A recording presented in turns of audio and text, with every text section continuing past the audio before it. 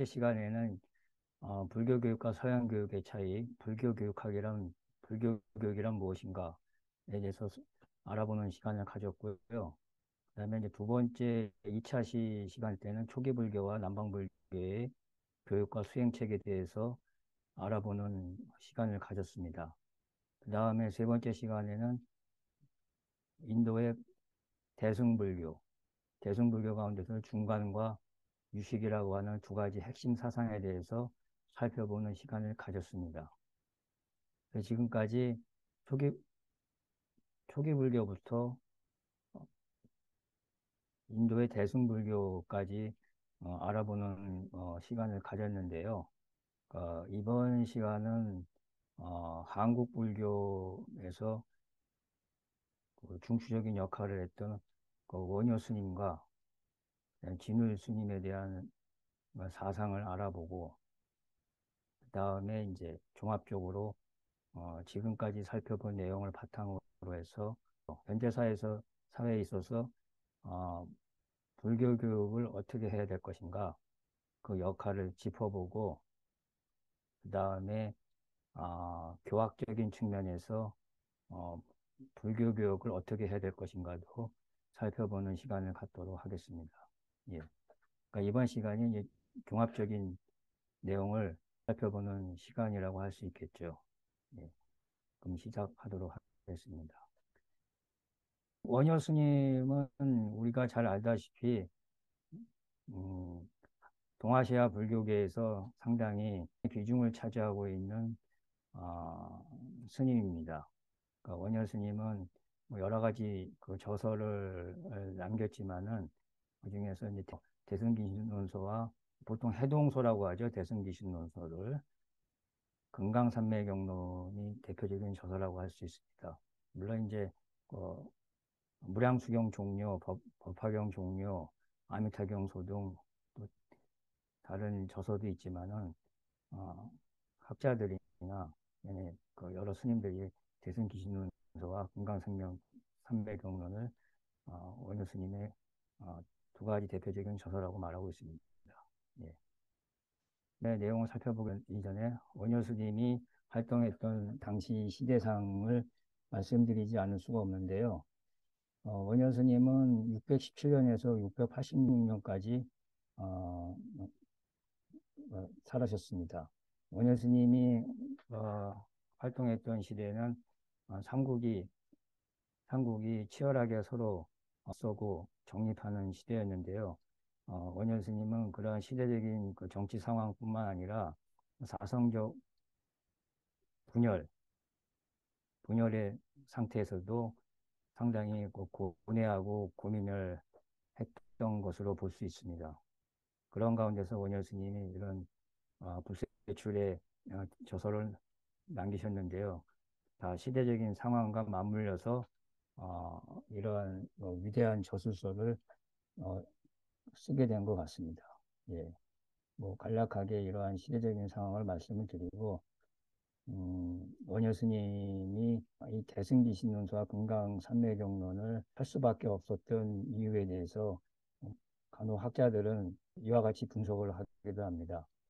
원효 스님이 음, 저서 가운데서 금강산매경론을 할 수밖에 없었던 그 이유, 그것이 무엇이냐 하면은 원효 스님은 의상 스님과 동행해서 가려고 했었죠. 당나라에 가려고 했었는데 원효 스님은 중간에 어, 가지 않고 우리나라에 머물러서 그의 사상을 펼쳤는데요. 그 원효 스님과 같이 당나라에 가려고 했던 의상 스님은 원효 스님보다 더 귀족이라고 하거든요. 의상 스님을 중심으로 한 귀족 불교와 원효 스님은 이제 대중불교, 대중불교 활동을 많이 했던 분이라고 그러거든요. 원효 스님의 대중불교가 서로 대립되어 있는 같이 보이지만 그것이 아니고 원효 스님은 의상 스님이 시대적으로 그 귀족 중심의 불교적인 성향을 띠고 활동을 했는데 그에 반해서 원효 스님은 그것을 그 불교의 흐름을 대중 중심의 불교로 바꾼 분이라고 하거든요. 원효 스님에 의해서 불교가 대중불교화가 됐고, 그다음에 원효 스님이 대중불교 활동을 한 것과 동시에 원효 스님이 이와 같이 대승기신론서와 금강산멸경론을 통해서 그의 사상을 펼쳤는데, 원효 스님은 통불교적인 입장에서 불교 사상을 화합하고, 뭐 그런 측면에서 지금 한국 불교가 통불교적인 성향을 띠게 된 데 대해서 원효 스님의 역할이 상당히 크다고 하거든요. 그래서 원효 스님에 대해서 이와 같이 비중 있는 평가를 할 수가 있습니다. 그러면은 지금 자료를 보시고요. 그걸 한번 읽어보겠습니다. 원효 스님은 이제 원효 스님의 저술은 이제 별기하고 네, 소가 있는데, 그 별기에서 뭐라고 했냐면, 그 자체는 비구비요 큰 허공과 같아서 사사로움이 없고, 넓고 넓어 큰 바다와 같아서 공평함이 있다. 지극히 공평함이 있기 때문에 움직임과 고요함이 그에 따라 이루어지고, 그 사사로움이 없기 때문에 오염됨과 고요함이 이에 원흉하다. 이렇게 말씀하셨는데, 이게 이제 그 별기에서 이제 대의라고 할 수 있거든요. 대의. 그러니까 뭐 취지, 대의 뭐 그렇게 말씀드릴 수 있는데, 이 대의에서 원효 스님은 이제 중도의 이치를 이제 밝히고 있어요. 예. 그 밑에 보면은 제가 인용을 한 그 경전을 한번 보시고요. 거기 보면은 이제 부처님께서 말씀하시기를 보살, 무생지심, 생함이 없는 마음, 그 마음은 출입이 없다. 심무출입. 이건 열애장 생적부동. 본래 열애장의 성품은 아, 고요하고 움직임이 없다. 역비유학.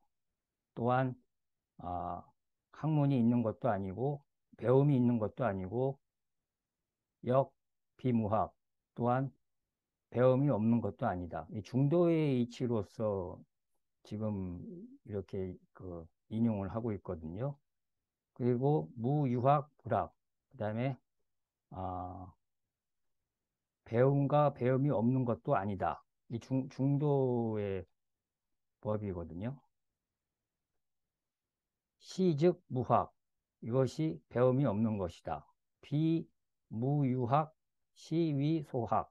또 배움이 있는 것도 없는 것도 아닌 것이 또 배움이다. 그러니까 이제 중도적인 이치에서 이렇게 인용을 하고 있어요.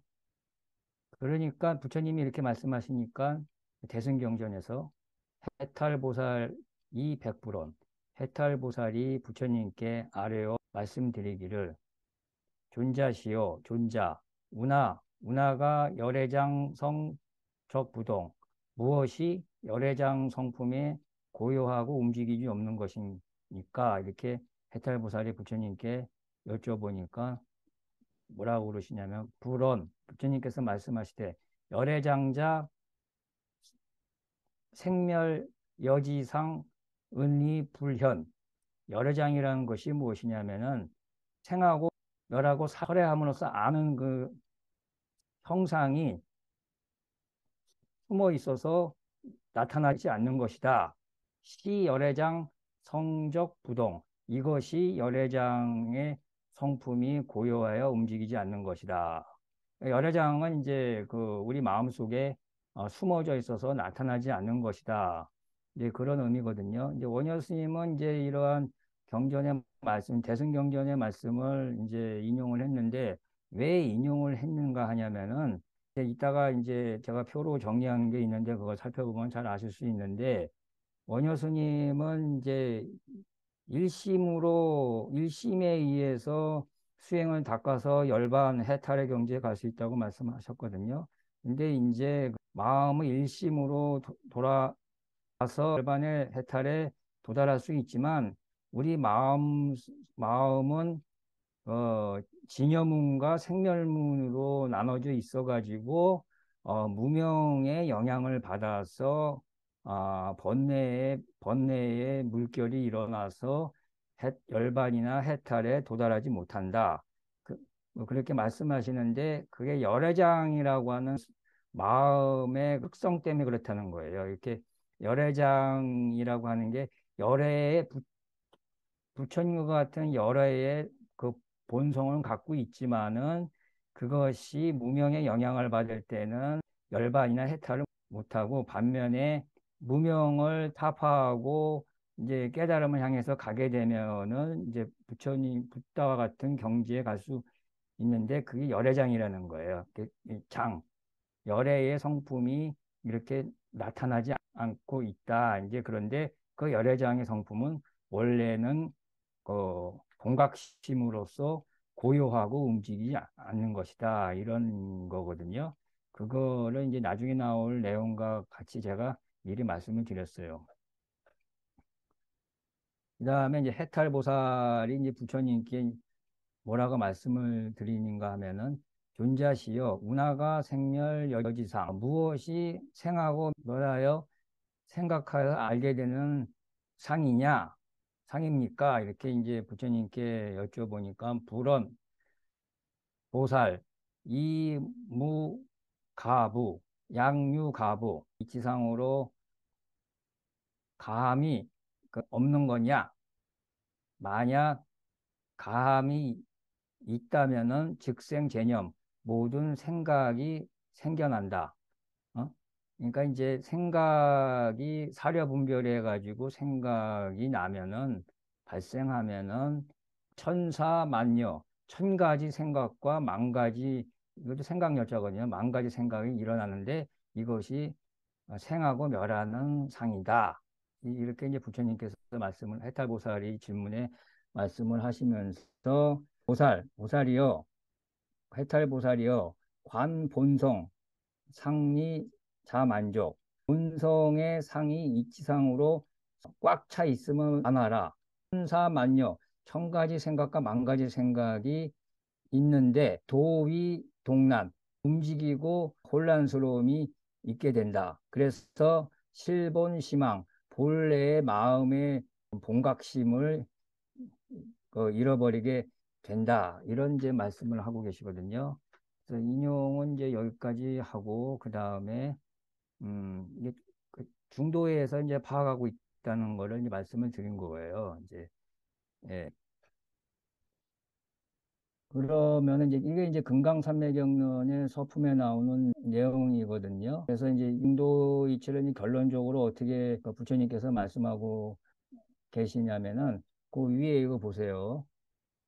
심중무망, 마음이 망령됨이 없게 되어 만약 망령됨이 없게 되면 즉입 바로 즉각적으로 열애의 자각 깨달음의 성스러운 지혜의 경지에 들어가게 된다. 이제 망령됨이 없으면 그렇다는 거예요. 그래서 그 지혜에 들어가는 자는 선지, 잘 알게 된다. 일체가 일체 종본 불생. 이게 중도의 이치죠. 일체가 본래로부터 생함이 없다는 것을 잘 알게 되는데 지본 불생, 본래로 생함이 없음을 알게 되면 증무망상, 망령땡 생각이 없게 된다. 뭐 이런 그 말씀을 하고 계세요. 그리고는 제가 이제 그 원문을 또 이제 인용을 했는데 대승기신론선을 제가 또 이제 인용을 했어요. 그 보시면은 대승기신론선의 취지 대의는 뭐냐? 대승기신론선은 믿지 않는 자에게 깊은 믿음을 일으키게 하기 위하여 대승기신론선은 이제 마명보살이 뭐 지었다고 그러거든요. 그래서 이제 그 마명보살께서는 무연의 대자비심으로 사람들이 이제 저 무명의 망령된 바람이 마음의 바다를 동요하게 해요. 표류하게 하고 있는 것을 속상해하고 이 본각의 징성이 오랫동안 꿈속에 빠져서 깨어나지 못함을 자비스러운 마음으로 연민히 여겨 동체의 지혜의 힘으로써 이 논을 지은 것이다. 그런 의미거든요. 지어서 열애의 부처님의 깊은 경전의 심오한 뜻을 짓게 됐다라고 해서 대승의 믿음, 대승기신론소를 짓게 된 취지를 말하면서 그 대승기신의 목적을 이제 밝히고 있는 거예요. 원효 스님이 이제 대승기신론소에서 원래는 이제 다 이제 본각의 지혜를 다 갖고 있지만은 본각의 그 깨달음의 경지에 들어가 있지만은 그 무명의 바람이 불어가지고 그 우리가 이제 그 초기 불교에서 보면은 12연기법이 있지 않습니까? 무명에서부터 무명, 행식, 명색, 유깁, 촉수, 애취,유, 생로병사 그 12가지의 그 유전문의 그 과정을 거쳐가지고 계속 윤회를 깨치지 못해서 윤회를 한다는 거거든요. 그게 이제 무명의 망령된 바람이 마음에 들어 동요하게 표류하는 게 이제 유전문이거든요. 그렇게 유전하는 거를 이제 대승기신론을 지금 마명보살은 그걸 아주 속상하게 생각을 해가지고 거기서 벗어나서 환멸론이 뭡니까? 유전문의 반대인 그 무명을 거꾸로 무명에서 생로병사의 이 쳇바퀴에서 왜 벗어나지 못하는가? 그거를 거꾸로 생각을 해서 연기의 법을 깨달은 게 환면문이잖아요. 이제 그거하고는 다르지만은 그 오랫동안 꿈속에 빠져가지고 유전문에서 헤어나지 못하는 것을 연민하게 여겨서 동체 지혜의 힘으로써 이 논을 지었다. 이제 그렇게 이제 말을 하고 있는 거예요. 이렇게 아시면 되고요. 이제 원효 스님의 이제 사상의 그 핵심을 말씀드리지 않을 수가 없는데 원효 스님은 좀 독특하게 일심에 의해서 한 가지 그 마음, 일심에 의해서 그의 그 사상을 대변하고 있어요. 원효 스님은 이제 대승기신론소 뿐만 아니라 금강산매경론 그리고 무량수경 종료, 아미타경소에서도 일심으로 그 사상을 펴고 있거든요. 한 예를 들면은 예토정국은 더럽고 잡된 이 땅과 정국, 극락세계에는 예토정국은 본래 일심이다. 본래 일심이다. 한 가지 마음에 불과하다. 라고 피력을 하고 있거든요. 그 원효사상의 핵심 사상은 일심이에요. 그게 독특하다고 할 수 있어요. 그 중국의 이제 그 중국 불교의 영향을 원효 스님도 받았어요. 안 받을 수가 없죠. 원효 스님이 활동했던 그 시대에는 중국의 현장 스님에서 말씀을 드리면 신협, 산스크리트 경전을 새로운 성향으로 번역한 신협의 그 대가라고 그러고 그리고 이제 그에 반해서 그 구역에 대가는 구마라 13장이잖아요. 구마라 13장은 불교가 들어오고서 얼마 안 돼서 불교 경전을 산스크리트로 번역한 분이 구마라 13장인데 그분은 옛날에 번역했던 번역의 대가다 그래서 구역 3장이라고 하고 현장 스님은 이제 신역 3장이라고 그랬는데 원효 스님이 활동했을 때 현장 스님이 중국에 있었어요. 현장 스님은 유식하게 대가거든요. 현장 스님도 있고 규기 스님도 있고 그 이후에 규기 스님. 그 현장 스님의 그 유식하게 영향을 원효 스님이 안 받았겠어요? 원효 스님은 분명히 받았죠. 예. 그런데도 불구하고 원효 스님은 자신의 사상을 이심 사상의 체계로 정리를 하고 있어요. 그러면 이제 원효 스님의 일심 사상이 뭔가 좀 살펴보도록 하겠습니다. 원효 스님은 그러면 왜 일심을 강조했는가? 여기 보면은 명대승법 유유일심 대승법에는 대승법이죠. 원효 스님은 소승법이 아니고 부파불교가 아니거든요. 대승법에는 오직 일심이 있다는 것을 밝힌다. 그러니까 대승불교의 교리는 다 1심에 포섭이 된다는 거예요. 포섭. 제 말이 아니에요. 이 기신론에 나와요. 일체제법을 섭 일체제법. 1심으로 일체제법을 일체의 모든 법을 포섭한다고 그랬어요. 1심에서 1심에 불과하다. 모든 그 불교의 교설은 1심에 다 포함된다. 이렇게 말씀했거든요. 그래서 원효 스님은 지금 대승법에는 오직 1심이 있다는 것을 나는 밝힌다 이거예요. 1심 지외 경무별법. 1심 밖에는 또다시 별도의 법이 없다. 1심만이라는 거야. 1심밖에는 별도로 법이 없는데 다만 단유 무명 미자 1심 기 제파랑 유전 6도 단지 무명의 미혹됨이 있어서 1심으로부터 모든 파도의 풍랑이 일어나 가지고 6도 윤회를 유전을 하게 된다. 이렇게 말씀하고 계세요. 그리고 후기 6도지랑 비록 그 6도의 그 파도의 물결을 일으키지만은 비록 일으킬지라도 불출 1심지에 1심의 바다에서 벗어나 있는 게 아니다. 그러니까 1심을 원래는 모든 사람들이 다 갖고 있다는 거예요. 갖고 있는데 거기서 벗어나지 않는데 이런 무명의 영향을 받아가지고 윤회를 하게 된다. 그런 말씀이에요.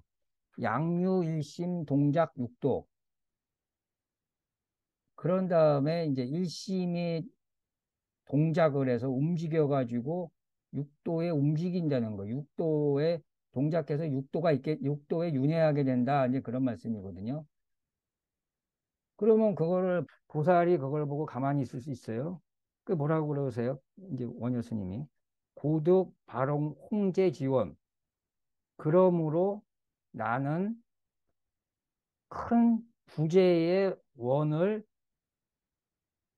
발언한다. 이런 의미예요. 고득 발홍 지원이라는 그 뜻이.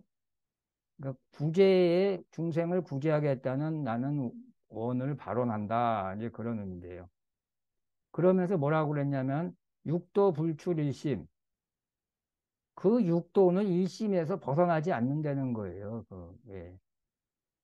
종이 한 장 그 뭐 이렇게 차이다 뭐 그런 말 있잖아요. 그러니까 일심을 우리는 포함하고 있는데 그 한 끗 차이로 윤회를 하고 각이냐 본각심을 유지하느냐 나중에 말씀드리겠 본각심을 본래 본자의 본래 갖고 있는 깨달음을 상태에 있느냐 그게 아니면 불각 깨닫지 못하는 상태에 있느냐에 따라서 이렇게 차이가 있게 되는 거예요. 고능기 동체 대비 그러므로 또 나오잖아요. 나는 동체 대비를 일으킬 수밖에 없다 이런 의미예요. 그 다음에 원효 스님의 일심사상의 특징을 이렇게 미리 말씀을 드리고 이제 또 계속 설명을 하려고 해요. 일심에는 두 가지 문이 있거든요. 진여문과 이제 생멸문이에요. 근데 원효 스님은 이제 중간과 유식 사상을 뭐 각각 대응시키려고 하지는 않고 어, 화쟁하려고 하는 그 특성으로 나타나거든요. 이제 그거는 일단 이제 또 설명을 하면 이제 알 수 있고요. 그 원효 스님은 이 깨달음과 그다음에 불교에 대한 이해, 경전 해석과 저술 등의 그 모든 과정을 이 일심과 이문의 체계로 축을 삼고 있어요. 그거 이제 보여드릴게요, 미리. 갔다가 또 이렇게 오면 되니까. 여기 보세요. 맨 위에 보면은 일심이 있어요, 일심. 이게 깨달음이에요, 깨달음, 사실은. 일심, 일심은 정멸이다. 제가 이렇게 표현해놨죠? 그 일심 밑에 뭐가 있어요? 화살표 밑에 있죠.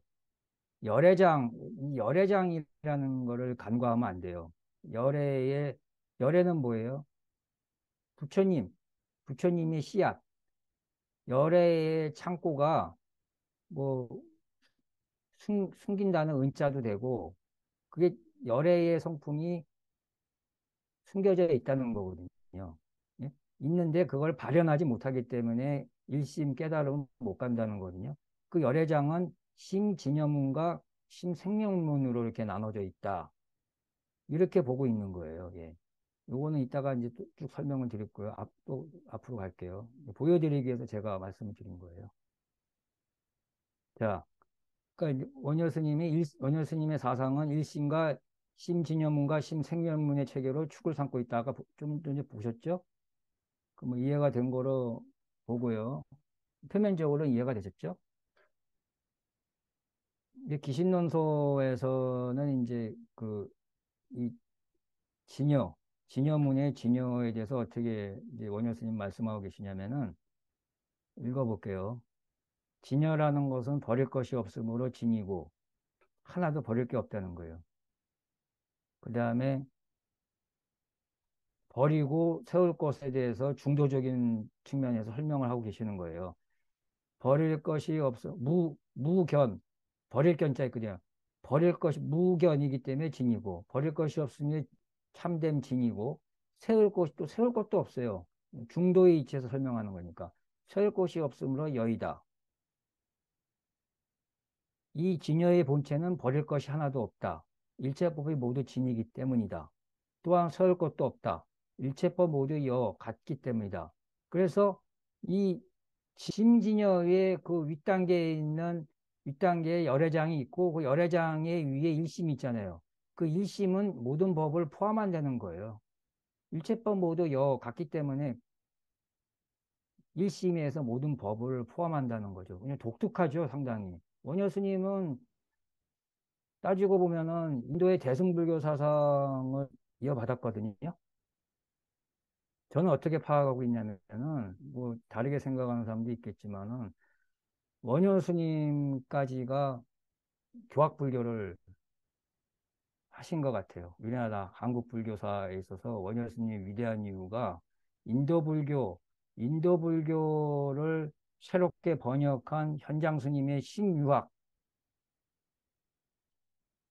신유학을 원효 스님은 유학을 가지 않으셨는데도 불구하고 원효 스님은 받아들여 가지고 일심이라는 사상의 독특한 사상의 체계에 의해 가지고 자기 사상을 이렇게 정립을 했어요. 그래서 대승기신론 소라고 했어요. 소. 남영 스님이 대승기신론을 저술하셨는데 그거에 대한 해석학적인 측면에서 원효 스님 자신의 해석을 한 게 대승기신론 소거든요. 그 원효 스님의 대승기신론 소에 인도 불교의 교학 전통이 이어져 내려오고 있는데 그걸 또 새롭게 원효 스님이 창조적으로 해석을 했어요. 그게 상당히 위대하다는 거예요. 이 시간 말고 다음 시간에 살펴볼 진울 스님하고 도 달라요. 진울 스님은 물론 이제 그 이통영 장자의 그 화엄교학에 대해서도 말씀하시고 그래서 교학도 공부를 하셨던 분인 것 같은데 그렇지만 원효 스님하고 달라요. 저는 다르다고 봐요. 예. 원효 스님이 진짜 인도 불교, 인도 교학 사상을 이어받아서 새롭게 창조적으로 해석한 분이다. 그래서 저는 상당히 뛰어난 분이라고 보고 있어요. 예, 그거를 이제 이해를 돕기 위해서 말씀을 드리고, 마음법은 비록 하나이나 두 가지 문이 있다. 마음법은 하나이나 일심인데, 아까 표를 보셨죠? 두 가지 문인데, 그 진여문 가운데 대승의 체가 있고, 진여문 가운데 대승의 바탕이 있어요. 생멸문은 뭐냐면 생멸문 가운데 최상용이 있는 거예요. 진여문은 있고 생멸문에서는 끊임없이 생하고 멸하는 그런 마음의 심식의 작용이 있다는 거예요. 그래서 진여문과 생멸문으로 이렇게 배대해 놓은 거예요. 예. 그러니까 대승은 이와 같이 이 세 가지다. 이제 말씀을 드리는 거예요. 자, 일심 밑에 열애장이 있는데 표를 생각하세요. 표를. 생각을 하시고 표를 생각하면서 이걸 보면 이해가 쉬워요. 열애장자는 시 불경계, 열애장은 부처님의 경계이다. 그 열애장이 부처님의 경계예요. 비의 성문 독각 소행, 모든 성문 독각이 행한 바가 아니라는 거예요. 부처님의 경계라는 거예요. 열애장설 성제의 열법의 내용은 성스러운 중도의 사상의 심오한 뜻을 설하고 있다는 거예요. 그래서 이 열애장은 매우 깊고 미묘하다는 거죠. 예, 그걸 알고 계시고, 그러면서 재밌는 건 뭐냐면 원효 스님은 열애, 그거 보세요. 단이 사성제설, 열애는 단지 다만 사성제설로서 어차 무작 사성제의, 이 중도 위치에서 무작의 사성제의 의미를 말씀하고 계시다. 그러면서 소승과 대승을 회통시키고 있어요. 원효 스님은. 예. 자, 끝에 보면 세존이시여 여시 법신 분리 번뇌, 이 열의 성품을 포함하고는 일심은 법신인데 번뇌를 떠나지 않고 있다. 그러니까 이 번뇌와 열애장은 같이 포함되어 있기 때문에 열애장이라고 한다. 그러면서 제가 여러 경전을 예를 들었어요. 대보적경하고 그 다음에 열애장에 대한 의미를 살펴보기 위해서 승만사자후 승만부인이라고 있어요. 실존 인물이에요. 승만사자후 일승대방편 방광경의 열애장이라고 하는 장을 예를 들었고, 그 다음에 대방등 열애장경을 또 예를 들었어요. 자, 열애장에 대해서 살펴보지 않을 수가 없잖아요. 요거를 좀 이따가 마치고, 그 다음에 원효 스님의 사상에 대해서 또 이어서 말씀을 드리게요. 원효 스님은 워낙 그 중요한 인물이기 때문에 한 시간에 다 할 수가 없어요. 그래서 다음 시간에 하고 진을 살펴보고 이제 종합적으로 말씀을 드릴게요. 요거 마칠게요. 요거 알아보고 열애장이. 자, 열애장자, 세존 열애장이라고 하는 것은 즉시 열애 공성지지, 열애의 공성, 이 반야공이거든요.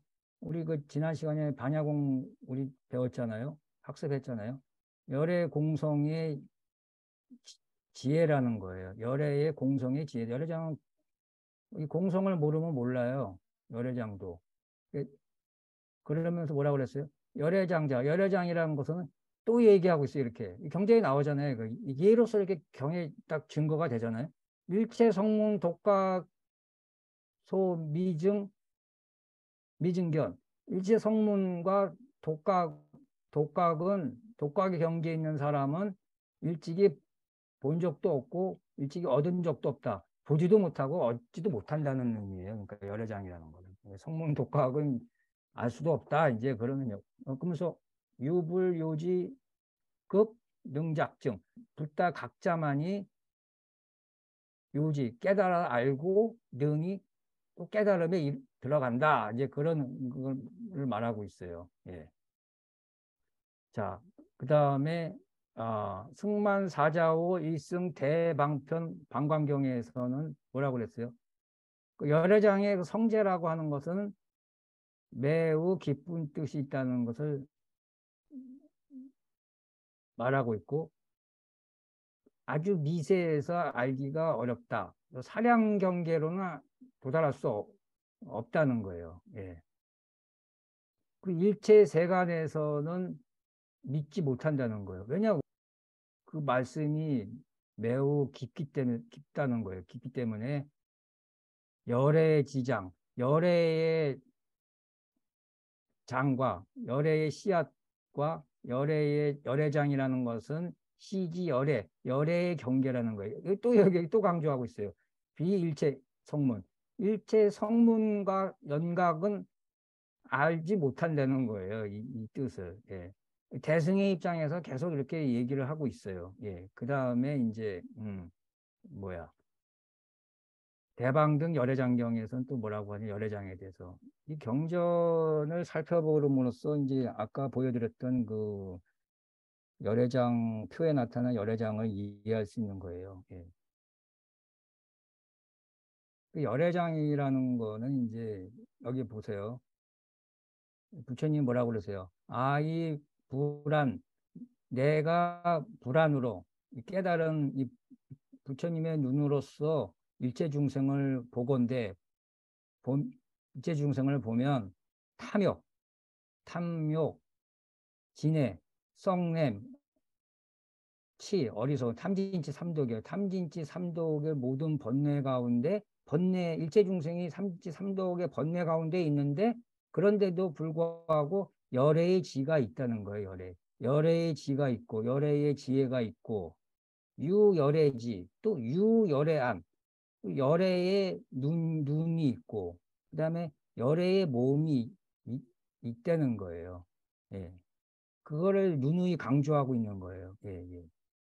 선남자야 부처님께 뭐라고 그러시냐면 일체 중생은 비록 모든 그러한 중생의 취해 있지만 번뇌의 몸의 가운데 열애장이 있다는 거예요. 열애장이 항상 무여모, 항상 더러움의 상태에 오염되어 이 없다. 그 덕상이 항상 그 완전한 지혜의 인격의 덕상이 구비되어 만족되어 있다는 거예요. 그러니까 부처의 나와 같이 다름이 없다. 나하고 똑같다는 거예요. 이제 그러니까 요 정도로 이제 말씀을 드리고